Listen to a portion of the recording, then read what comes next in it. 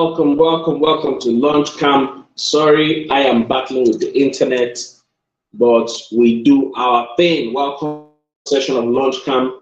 How are we all doing? Let me know how you are doing. This is, of course, Richard the Perry Jr. and LaunchCamp is brought to you from Pro Launch Synergy, from the stables of Pro Launch Synergy. Let me get you online. Let me get people online. If you are not online, you are going to be missing a lot. I need you to be here. Joining. We are live. We are live to do our thing, streaming live on YouTube and in our community, the African Authors Going Global community. Yes, I have people joining. Say hello, say something in the chat area. Say hello in the chat if you can hear me. This is LaunchCamp, second session. I can see you guys joining me live. Yes. Online and ready. Yes, ready to see it. Good to have you here. LaunchCamp is the flagship event of the of Pro Launch Synergy of African Authors Going Global. Hello, Anora. Hello. Good to have you here, Anora. Second session is about to start. Yes, he says he can hear me. Awesome. LaunchCamp, the second session, not day 2. This is the first day.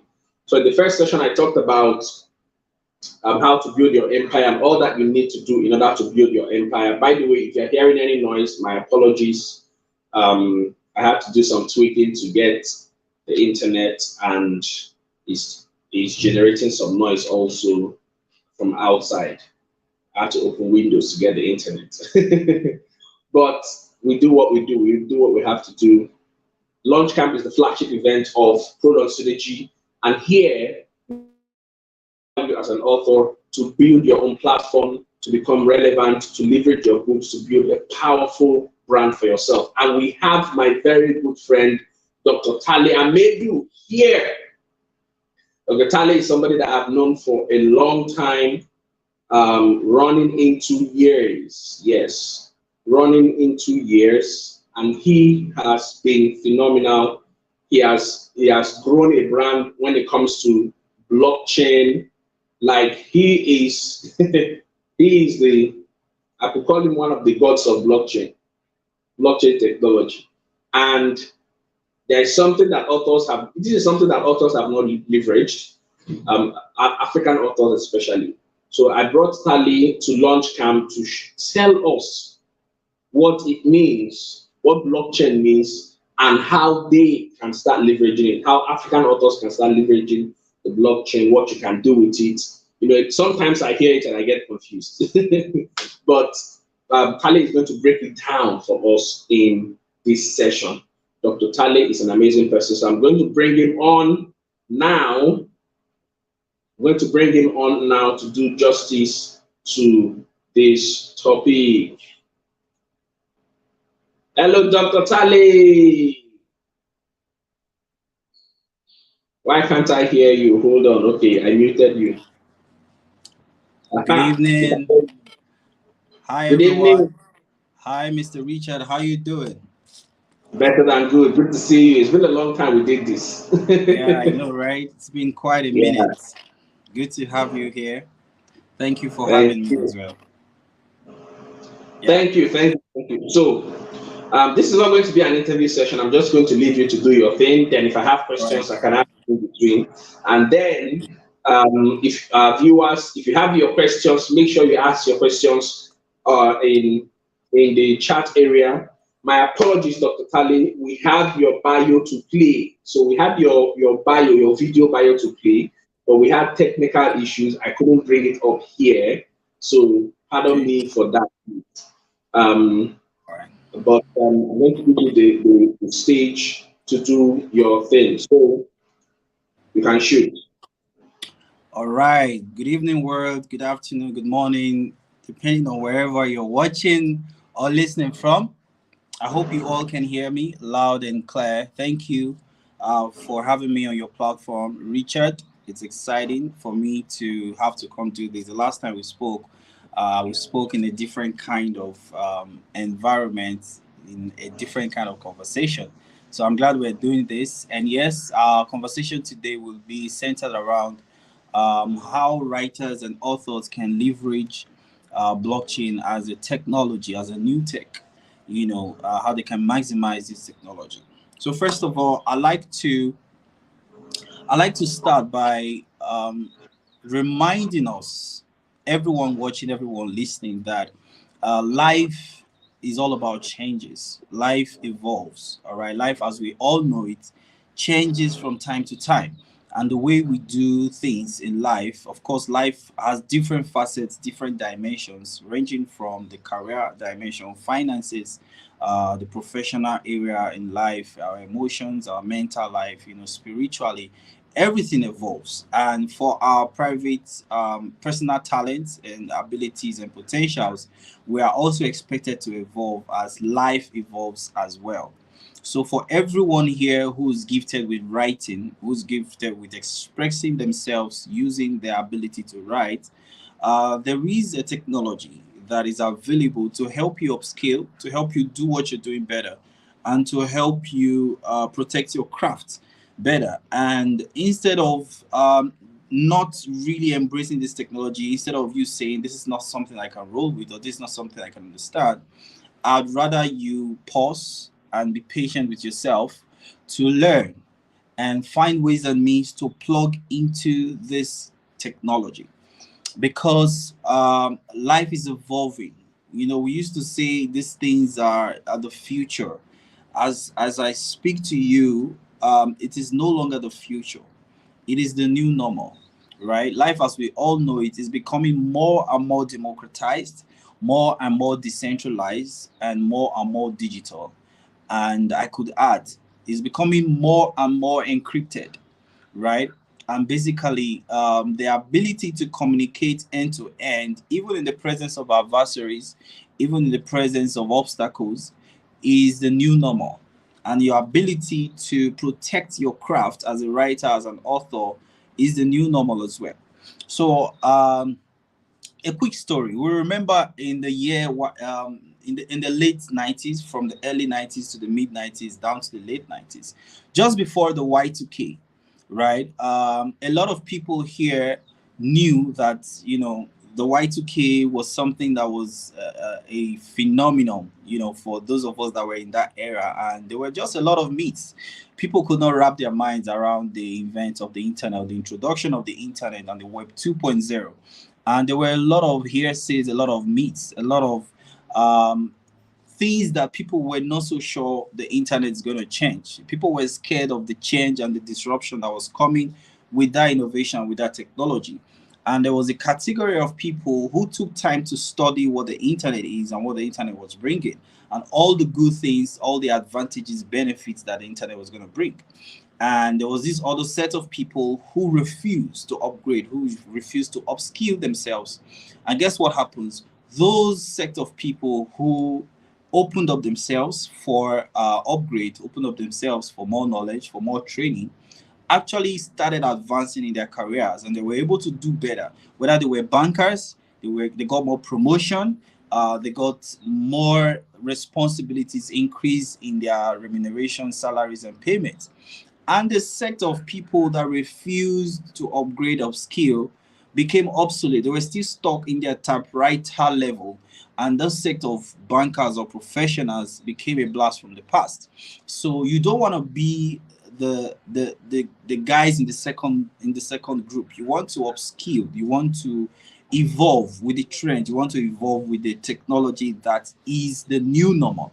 And that essentially is what blockchain is doing. So what the internet 2.0, right, came to do during the Y2K, that is what blockchain is doing now. And as young people, we're not so old. It is expedient for us to settle down, be patient with ourselves, to study this thing. Now, it's nothing really different from what we've been doing. It's just to find ways and means in the entire food chain where we can participate, where we can matter, where we can find relevance and significance. How we can tweak what we're already doing in the current economy, in the current internet boom, and divert it, apply it in the Web3 ecosystem. And that's what I want to challenge you to do from today. And this conversation basically is to open up your minds. I basically cannot teach you everything in the next few minutes, but this is to open up your minds as highly cerebral people, to be more patient with yourself and to do more research and perhaps invest in knowing and learning some skills that will help you do better as an author and as a writer. So, yes, welcome to Blockchain Opportunities for Authors and Writers. I'll just add that. Okay, so basically, I'm going to start by explaining what the blockchain is. Now, the blockchain is basically, a technology and a mystery book. I'll say that again. Blockchain is basically like a technology and a mystery book. So I'm going to start with the mystery book. Now imagine you having a book that is a mystery book, and it's connected to several copies of that mystery book in different part of the world. And this is my own copy of the mystery book. And as I tend to impute value or data or information in my copy of the mystery book, it automatically reflects in the millions of the copies that are in the hands of millions of people all across the world, irrespective of their tribe, their color, their location, their religion, and their tradition. So that is what the blockchain is. Before I go into speaking the English languages, I just use a mystery book to explain what blockchain is. So it's an open platform, an open source, distributed ledger or accounting book, right, that is linked across each or one another.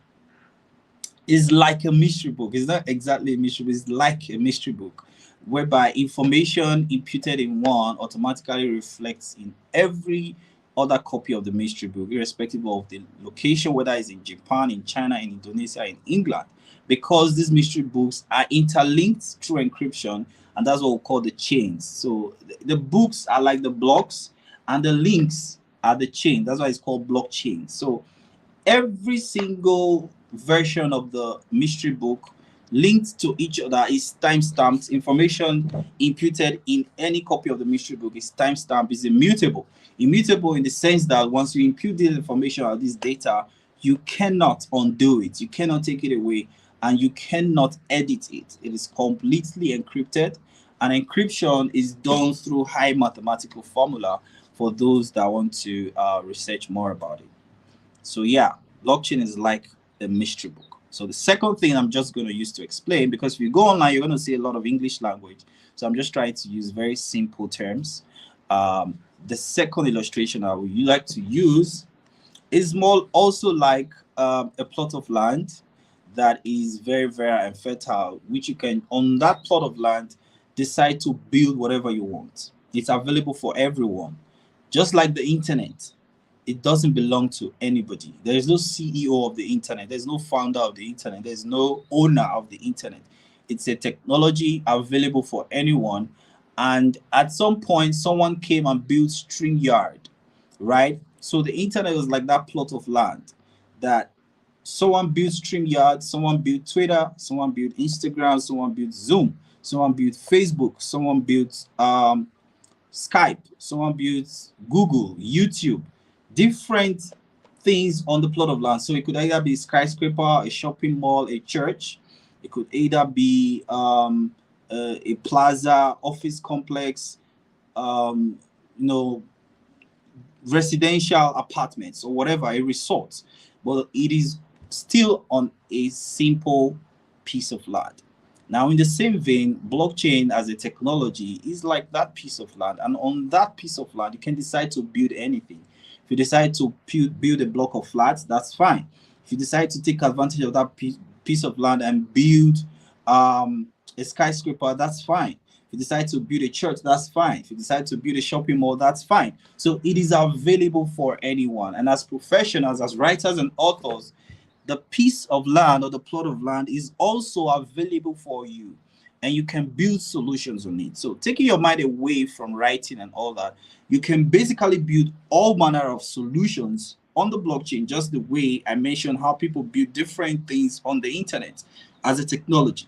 All right. But the thing is, the blockchain as a platform is it complement the internet complements blockchain because it is the internet that also drives activities on the blockchain, but the blockchain can do everything the internet can do and more. All right, but the internet um, has some limitations that the blockchain doesn't have. So there are some similarities and some differences, but basically tech we call the internet 2.0, and then we call the blockchain 3.0 because it's more like an upgrade of whatever goes on the internet. So yeah, one of the problems the internet have that blockchain solves is the double spending problem. So I'll explain.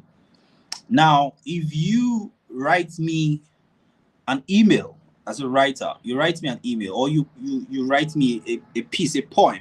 All right, you write me a poem and you send it via an email. When you send that poem to me, you do not lose a copy of that poem because you still have a copy of it in your email or in your outbox or your sent folder or whatever. You could still have it in your draft. Now, you've already sent me a copy of that poem that you wrote for me, but there is nothing attached to me, time stamped and encrypted, saying that I own that poem, right? Even though you literally wrote it for me. So you've sent me that value, that data, that information. That's particular thing you want to send me. The point belongs to me, but there is nothing I can hold on to say this point belongs to me. I do not have a proof of ownership of that point. And that is called the double spending problem. So if you send a picture to someone, you retain a copy.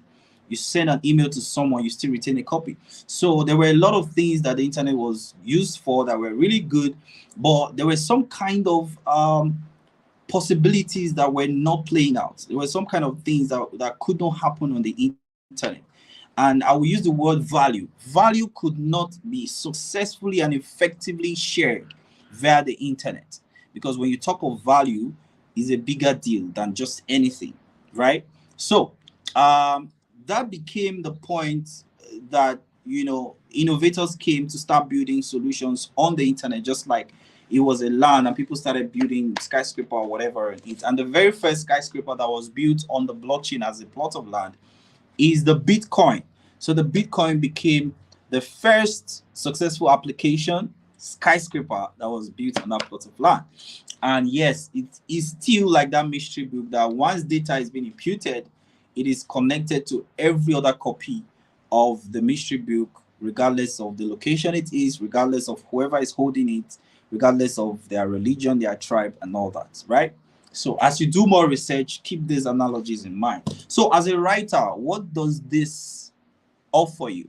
I don't want to go into the money part, explaining what Bitcoin, Ethereum, Litecoin, and all of these cryptocurrencies are. I just want to open up your minds to the possibilities in the blockchain. So still a little bit away from money.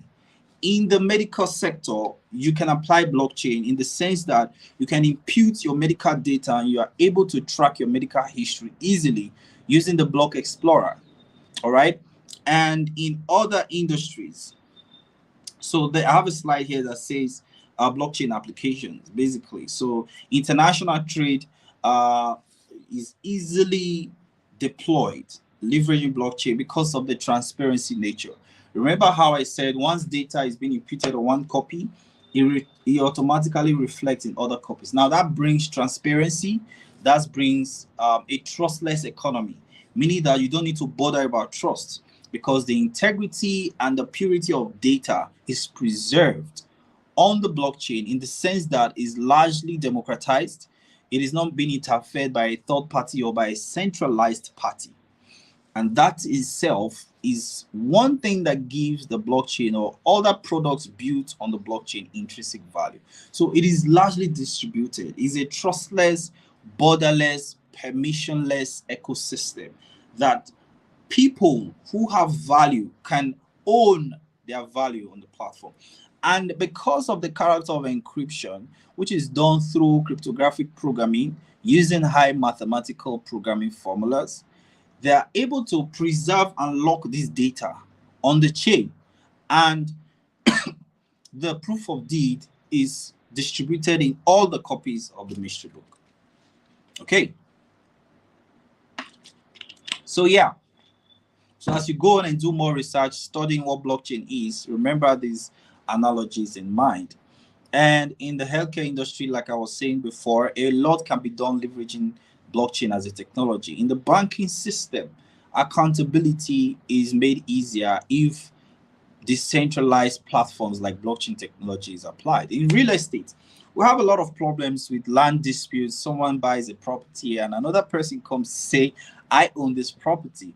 That only happens because there are no proof of deeds, proof of transactions, and all of these things that are encrypted in such a way that is largely distributed in millions of computers, millions of mystery groups across the world. All right. So if you impute data, remember, on this blockchain, it cannot be edited. So nobody will come to you when you buy a property and it's uploaded on the blockchain and is largely distributed. Nobody will come to you and drag that property with you, because if they try to do that, you just present the proof of deed or the transaction hash, as we call it in the blockchain tech space, and that settles it. So by this technology alone, you can solve a lot of problems. You can solve the problem of trust, the problem of speed of doing business, the problem of convenience of doing transactions. And for leveraging cryptocurrencies, you also solve the problems of remittance, in the sense that remittance is the highest inflow of funds from the first world to the third world, and just so on and so forth. Reputation in the HR reputation industry, the integrity of your work, all right, the efficacy of your professionalism can be preserved leveraging blockchain technology. In these days where people can edit their CVs instantly and all that, imagine there is a blockchain platform that your employers get to review you from time to time, and this data is locked and encrypted, distributed across these mystery books all over the world. So wherever you walk into, whichever country, whichever continent, you're not going to struggle because your work record is preserved and it's on the blockchain. Nobody can edit it, nobody can change it, nobody can destroy it, right? Now, in as much as we have the good part, there's also the bad part, which I will not speak much about, but we know how to curtail some of these things. So in the legal industry as well, there's such a thing in the blockchain space we call smart contracts. And basically, you can leverage smart contracts to seal transactions, business transactions, to go ahead with deals. And no questions asked, no human effort is required. These contract codes are executed organically by itself because it's already written in the programming. So if you were to go into a business with someone and all that activity is coded and programmed, locked in the blockchain, if you were supposed to be paid by XYZ time of the month or the year, that transaction is locked in the smart contract. And once the instruction is given, the code executes itself at the particular time it was told to do so. So it's a lot that can happen with the blockchain. Are we talking about election? Voting processes are made easier and more transparent using blockchain technology, and people can, from the comfort of their homes, vote and not be scared of being trampled on or being attacked by mobs and all of that, right? For government, security and all of these things, terrorism, insecurity, can be fixed easily using blockchain as a technology, right? And even accounting when it comes to public fund, management of public funds. Imagine the budget of your country is being spent, is being disbursed, leveraging blockchain, meaning that every single citizen will have access to how the money moves from point A to point B to point C to point D. And nobody can literally tamper with the movement of data or information or funds on that blockchain because it's highly encrypted and everything happens transparently. So when it comes to padding budgets and all of that, is not possible. So these are many more various ways you can apply blockchain, and you can see it's almost what you're doing before, but now amplified in a better way, and you are protected in a better way. So I've talked about this. So now let me come to you guys. Let me come to our able writers and authors here. So there are a lot of opportunities. There are a lot of possibilities for you. First of all, there are over 20,000 blockchain projects right now. And every project, I can tell you, need a particular document, right? It's like business plan in the in the traditional business system. You want to build a business, you've got to have your business document, your executive summary, and you've got to come up with a business plan. And for writers, you can begin to study how to sell your craft in the blockchain space. And you can help entrepreneurs in the blockchain system to create convincing, compelling documents. And we in the crypto space call it, or the blockchain space call it, white paper. There is the one pager and there is the white paper. White paper basically is the business plan that covers the tokenomics and everything concerning every blockchain project. And not all blockchain projects are crypto-based projects or token-based projects. Some blockchain projects are just service provision systems and platforms, right? Like converting, using alternative power, green energy, green environment, agriculture, supply chain. All of these are also possible on the blockchain platform. And as a writer, your craft is relevant because you can be paid to provide content, to provide premium content for these platforms, for these entrepreneurs, or for these founders, or for these builders, right? So you can study and see how white paper is being written, and you can become very, very professional in writing or coming up with white paper documents, and you can get paid a whole lot of money. Also, many projects are coming up right now, and you, beyond the white paper, providing content for blockchain projects is a big deal. I currently advise at least 10 blockchain projects across the world, and there is always need for content providers, people who are going to write about the project, who are going to write positive things, whether it's on Twitter, whether it's on Reddit, on Medium, and all of that. And as an author, as a writer, your craft can find relevance. So instead of you just staying in maybe writing your ebooks or PDFs or your manual books and all that, or your paperback books, you can interpret your craft and make money by writing for blockchain-based projects. All right, you can do reports. There's a lot of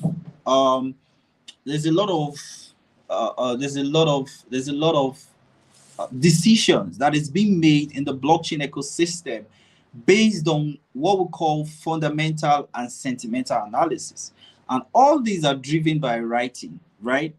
When certain quarters or certain publications come out, it fashions and influences people's decision towards these blockchain projects. And you as a writer, as an author, have a role to play in that regard.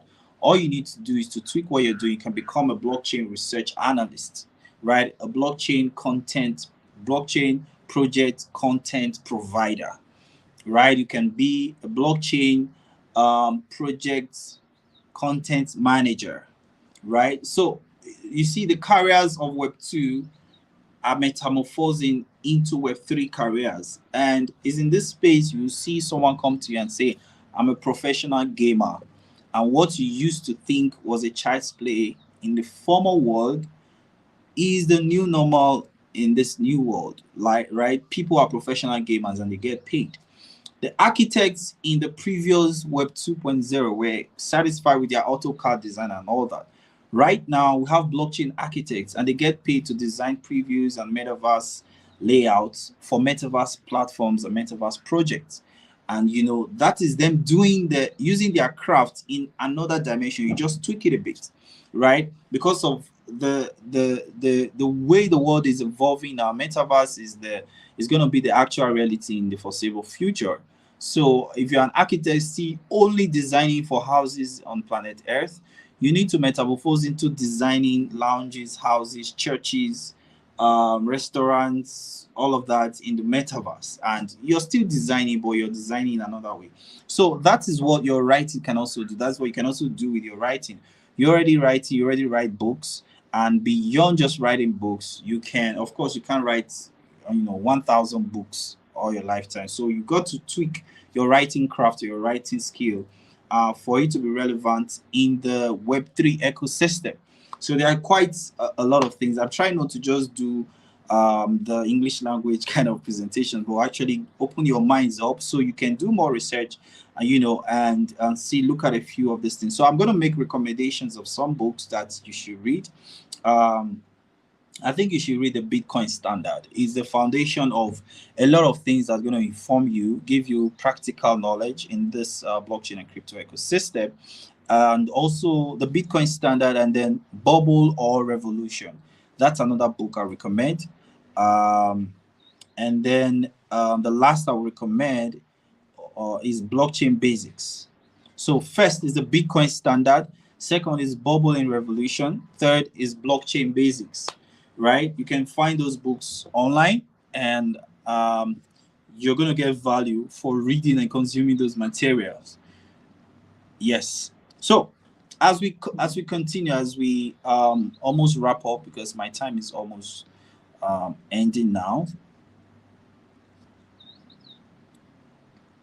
Hold on a minute. Yeah, so I talked about a content writer becoming a senior content manager. You can also be a direct response copywriter for blockchain firms or blockchain products or blockchain projects. Exactly, almost the same thing you're already doing in Web2 in the current economy. You just tweak it. It's just now you need to study more how blockchain works, study how blockchain projects play out, how the value proposition of blockchain products and projects, and then you know how to come in with your craft to enable these projects fly well, right? And you can learn basics, blockchain and crypto basics, just like I gave you recommendation on books, and these are books you can get for free uh, online, and then begin to write sample articles and read them to yourself or share with a few friends and say you're doing some findings lately on blockchain and you're writing, you're making some notes about your findings and they should check it out. And that's how, when you do sample articles, you're going to be refining your craft and it's going to help you refine your craft. Over time, you get better at writing or building or curating content for blockchain or crypto based projects. All right. And that way you're going to be getting a hands-on experience as a matter of fact. So also, niching down also is important. For instance, you're writing for health-based blockchain projects, or you could be writing for agriculture-based blockchain project. You could be writing for thought leaders, how they can make the most of blockchain as a technology, or you could pitch to cryptocurrency or blockchain publications online. We have Cointelegraph, we have CoinMarketCap, we have CoinGecko, we have CoinWatch, and all of that, right? So much is going on in the publications platform, the blockchain publications platform, and also do your best to leverage social media. Of course, by the time you've refined your craft and you're better with your craft, you're already a good writer, but now you're understanding blockchain products and projects. You're able to build and curate content for them. Go to your LinkedIn, go to your Facebook, go to your Instagram or other social media platform and add that you are a blockchain based or a blockchain content provider or blockchain content manager or blockchain content curator, whatever. And people who are building blockchain projects are going to see that, probably see your write-ups and also hire you as well to provide contents for them. And that is another way to grow. Yeah, so there are ways to do that. I cannot teach you how to be a great writer, but I can teach you how to maximize the blockchain platform by making the most of your current crafts and your current talent and skills. So I'm sure a lot of us have heard of NFT, non-fungible tokens, and it's a concept right now. Some people call it a bubble. So I'll say this last, and then I'll leave you to go do more research for yourself. So the non-fungible token is another application that is driven by blockchain technology.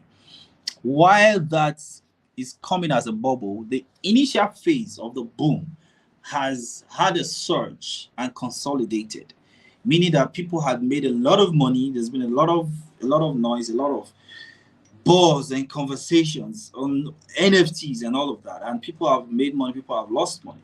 But I tell you this, the next phase of NFTs is going to affect writers a lot. And the idea of NFTs is to be able to preserve your craft and protect your craft and give it maximum value And there are two ingredients that drive value for commodities. One is rarity, two is scarcity. Think about the most valuable precious elements in the world: gold, silver, Bitcoin, diamond, lithium, or zinc, we could say. Now, crude oil. So I'll stay with my top three: gold, diamond, Bitcoin, maybe silver. Four. Two things that gives them intrinsic value is rarity and scarcity. Watch this. As an author, gone are the days of a million copies sold. It's no longer a big buzz. It's no longer a big deal. It's no longer sexy, right? You can choose to start making your write-ups or start making your products as NFTs, right? For instance, I'm going to be launching a book very soon, and it's going to be an NFT. Now, I'm giving you this concept for free, so when you go out there, you can think of it and find ways and means to even expand on this concept.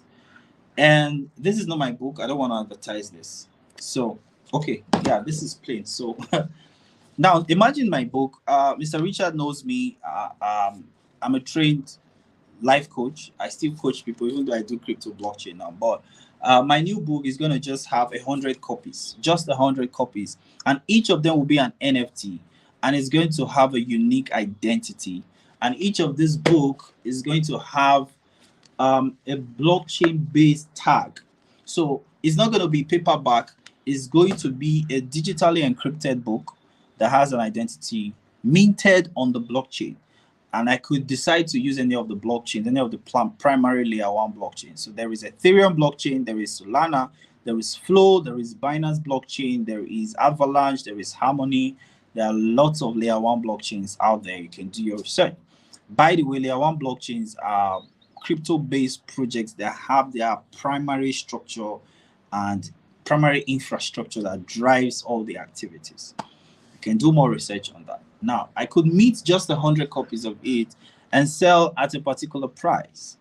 Now, I'm bringing scarcity to my book, and that itself gives it value.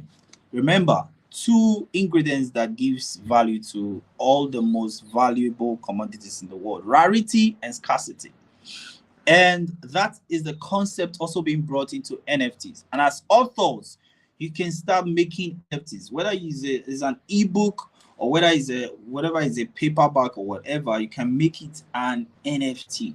You see how people will design arts or JPEG files, do the digital version of it, put it as a collection, put a limit to the supply, maybe 1,000 pieces or 500 or 200 or 100, and mint it on the Ethereum blockchain and begin to sell it. Now, the fewer the people that hold that art or that book, the higher the quality, the higher the value. So that is something you can begin to do as an author and as a writer. Start bringing rarity and scarcity to your work and attach a lot of value to it, in the sense that if anybody who buys any of my book buys it at the initial value that I placed, of course, I can only set an initial value to the primary holders. Now, secondary holders that want to own this NFTs can decide to buy from the primary holders if they want. So look at the illustration. Someone buys one of the copies from me. Let's say the person buys for $5,000, right? I'm just saying, I may not sell for that price. Now, 100 people only all over the world can own 100 of my books, and not more than 100 can ever exist. So each of the 100 books have a unique identity, have a unique tag, have a unique stamp on them, and they are not interchangeable with the other. All right? And for everyone who holds that book will enjoy certain perks from me. Maybe you can have a private dinner with me once a month, or can go on a yacht cruise with me in Dubai for once a year, or will have 100% entrance to any of my master classes all over the world for free, or can get a personalized letter from me every month for free, or can get access to my other products at 60% discount. So I tie all of these other benefits to every single person that owns my NFT as a book. Now, once the first 100 set of people buy the book, it cannot be printed anymore. Not more than 100 would ever be minted. And what I would do after that is to ensure I give value to those people who hold the NFT, who hold my book as an NFT. Now, the NFT gives you access to a lot of the things I've mentioned now. Now, if someone has used that access, for instance, someone who holds one of the NFTs, one of my books, has had access to my mentorship, to hanging out dinner with me, to getting emails from me, to going on a yacht cruise with me and all that. And he has gotten value from me in a year, but he still holds that NFT. He can decide to flip it and sell that unique identity and make a transfer on the blockchain to Mr. B. And if he bought for $5,000, because my brand is growing, I'm adding value to myself, I'm adding value to the book. There are more testimonials, more experiences, there are more perception, positive perception and energy created around this book.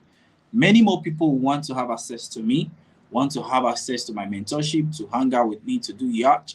And I tell them, I'm sorry, only 100, that's the only way to get to me, and through any of those NFTs. And guess what? Scarcity. What happens to the price of fuel when fuel is scarce? The price goes up. So the price of these NFTs are going to be increasing. And I'm not going to print more. I'm not going to write new books just because I want to sell. I'm going to keep attaching more value to this. So what happens is that the people that are bought at $5,000 can begin to resell at $10,000 or at $20,000. And if people really want to get access to me, they are going to come and buy. Now, if I do that for 2 years and I give value to every single person in that community that gets that book, do you know what will happen when I say, hey guys, I'm launching my NFT collection number 2, and this time there are going to be new perks for everyone who buys? What do you think will happen? And I say you have to be very quick, because only 50 copies of this book will ever exist. What do you think will happen to those 50 copies once I launch the platform, the blockchain platform that's going to sell them? It's going to sell out in an hour at most. Yeah, I tell you, that's if it even gets to an hour, if it follows this exact storyline and life journey I gave. So that is you as an author taking advantage of blockchain as a technology to sell your craft, right? So it's no longer about 1 million copies sold, 2 million copies sold. It is the value, intrinsic value. It's just like the Naira. The Naira doesn't have a cap to its supply. That's why inflation keeps biting the Naira. The US dollar, the Japanese yuan, the Chinese yen, the British pound, all of these currencies do not have a limit to their supply. That is why the rich keep getting richer, the poor keeps getting poorer. Whenever the forces of economics attack every commodity, whatever happens to the commodity will be an indicative of the intrinsic characters of the commodities. So, demand, supply, acceptance, adoption, utility, all these are forces of economics that give value to every commodity. And as a writer, your book is a commodity. Your craft, your writing craft is a commodity. And blockchain Web 3.0 is here for you to leverage. Like that plot of land, the technology is there. You see how I just explained how I can apply it for my book. Everything will be done on the blockchain. On the blockchain. The publisher cannot go and mint more than 100 copies because he doesn't have the private keys to do that. Nobody can. I can't even come back and sell more than 100 copies. So musicians, artists can literally protect their craft on the blockchain. Singers, people who paint can do that as well. So blockchain is here to help everyone, although a criminal mind will always have a criminal mind, and there are ways bad actors can manipulate this technology and use it for evil. I know that, and I'm actually engaging security personnel in Abuja here and in Lagos on how to curb some of these excesses. But I tell you, as writers, as people with skills and crafts, the blockchain can help you a lot to build wealth and touch lives and create a sensation like never before. Just imagine this story I shared. I'm not sure anybody has done it, but if I'm able to do it, and when I'm able to do it, it's going to be a huge buzz. And I mean, it's an open platform. Mr. Richard, you can use it for yourself. I just gave you free consultation and free advice and counseling. And for other authors here who are looking to create craft and bring rarity and scarcity to their work and their craft, you can use this strategy and do something good for yourself. So I will stop here. I hope I've been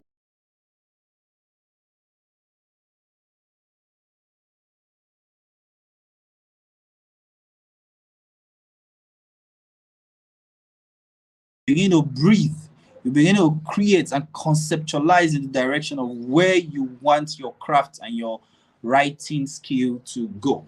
So thank you, Richard, one more time for bringing me on here. And when an old friend calls, you have to honor them because blood is thicker than water, they say. So I know it's been a while when you called. I had to just answer. So thank you for inviting me to your platform and for trusting me with your platform. I hope I've been able to give value, and hopefully more authors will begin to think, more writers will begin to think the Web3 way and the blockchain way. Thank you. God bless you. Bye.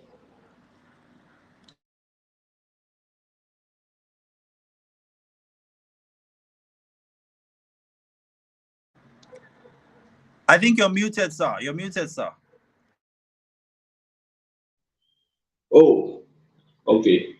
So thank you so much, Dr. Talle, for being on this platform and for sharing this powerful knowledge that he has shared. See, the reason why I brought this, somebody told me not to bring on this topic. And I told the person that it's important that authors, that if something new is coming, the first people who hear about it are usually and take action on it are usually the people who get the most out of it. So the fact that you don't understand it doesn't mean it's not relevant and doesn't mean that it is not being utilized by some set of people. And that is why I decided to bring Talle to come and teach on blockchain technology. One of the core things that I have gained from this is when I began to hear it, I went to YouTube, I watched videos, I've not launched any project, I've not really done anything on it. But from hearing him today and hearing about the book idea he has, the strategy he wants to leverage to launch his book, um, that is giving me ideas also. The fact that you can have only 100 copies of your book and that exclusivity is there. Dr. Talle, here somebody is asking a question. Yes, I'm here, please. Can I take the question? Somebody is asking a very basic question. Please, what is NFT? NFT is just a buzzword. It's called non-fungible tokens. It's a concept in blockchain and crypto. That's not the purpose of this conversation, but I'm just going to answer you. It's non-fungible tokens is a way whereby tokens are created and they are non-fungible, meaning that they are not interchangeable and they are not interspendable. All right, and they have those two ingredients that I mentioned: rarity and scarcity. There is always a cap to their supply, there's a limit to their supply, and that itself gives it intrinsic value. So when you study and research more on NFT, you find out. So it could be an art can be an NFT. All right. Your pastor's declaration for the year, just that 1 minute audio can be an NFT. This cup from Mara, a company I consult for, can be an NFT. Whatever the book I talked about me launching, that would just be 100 copies. That anybody here can also apply that strategy. That book, we can meet it on the blockchain and it be an NFT, right? Mi Abaga is building an NFT body of work, and one of his albums is going to be launched as an NFT. So if it's just 500 copies, only 500 copies will ever exist. So yeah, it's a concept that, I mean, it's a new concept and people are getting to understand and study it more and apply it in different dimensions. So you do more research and you're going to understand it more. Thank you.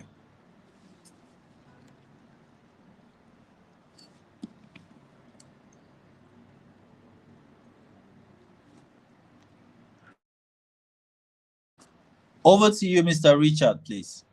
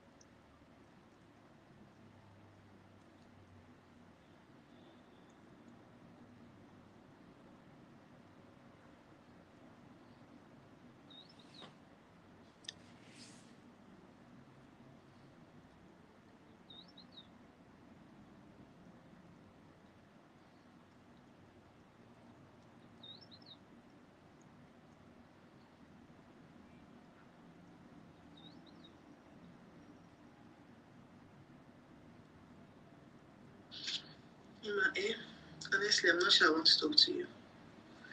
My problem with you is not even whether or not you took the money. My problem with you is your.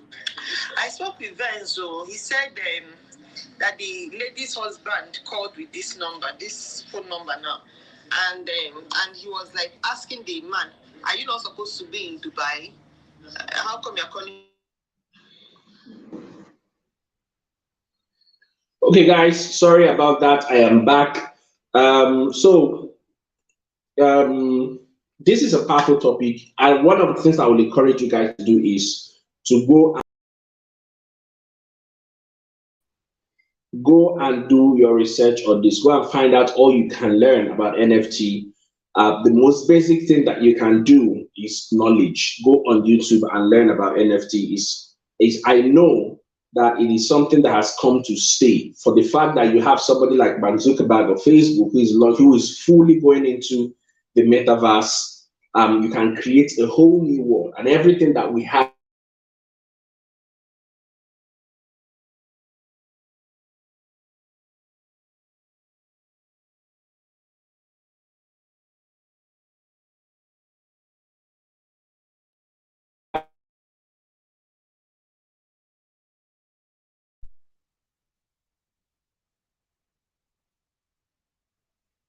Sorry for that. So it's a huge space for you to play in. So that's the session for today. But our next session will be by 8 p.m. and we are going to be having Dr. Malik to come out. Dr. Malik will be talking about video marketing, how you can leverage videos as an author or writer to sell your brand and promote your brand. So make sure that by 8 p.m. you are back here joining us on that next session. Thank you all for joining me. Thank you, Anora. Thank you, every other person that has joined and has been part of this. See you again by 8 p.m. Take care.